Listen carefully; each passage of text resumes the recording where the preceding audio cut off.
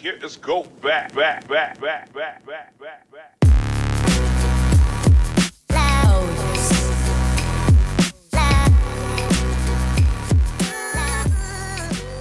What's up, guys? This is Nick here from Everything Tech, hopping right into this iOS 9.2.1 video. We're going to go into settings and see that there is a software update available for your iPhone 5S, and it is 9.2.1.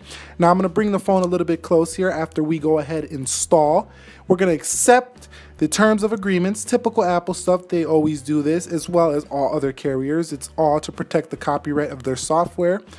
And we're going to let this thing verify, but you can go back and pause the video if you want to see the features, but we're going to talk more about the features of iOS 9.2.1 shortly here in this video.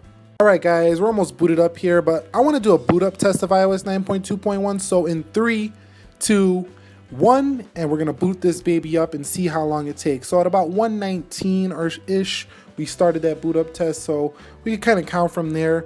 That might be a little bit off, but I noticed it boots up right around 25 to 35 seconds. You could kind of time it from the time I hit the button to the time it ends if you want to go ahead and do that. If not, just know it's somewhere around 30 to 35 seconds, which is very quick for a boot up speed on any device. It's probably one of the quickest in the business, actually. Alright guys, so what does iOS 9.2.1 bring? Well, let's go over into settings and prove to you that this is running iOS 9.2.1 13D15 software. And actually, it's not too much that they included within this update for the iPhone 5S and other iPhones. It's just really a security patch, some system logs patch, some connection issues patching, and some speed enhancements. Not too much of a big deal. You're not going to notice too much on the iPhone 5S. This is a 64-bit chip with 1 gig of RAM, so this thing screams in performance pretty much all the time. So this is from my experience anyway.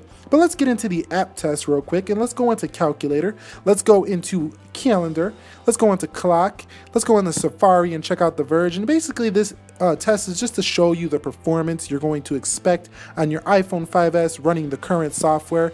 In this case, it's going to be iOS 9.2.1. Of course, we've been talking about that.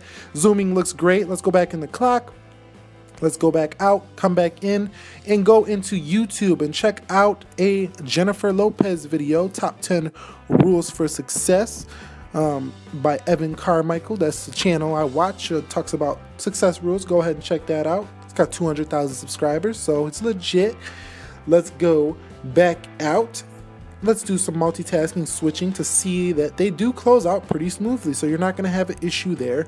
Coming back in the calculator, we're going to reopen these apps so we can see how that true multitasking performs, basically hopping into each app while they are already open. So now that we got them all open, let's hop over and see if they open right back up. So you can see that's super quick right there, so we're not losing any speed right in there. Calculator open back up, Safari open back up, clock open back up, clock again, I guess, wanted to get in the way.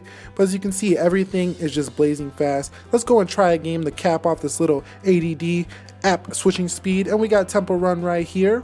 And let's hit resume. I guess I already had it fired up in the background. And yeah, let's go left to right, up, down.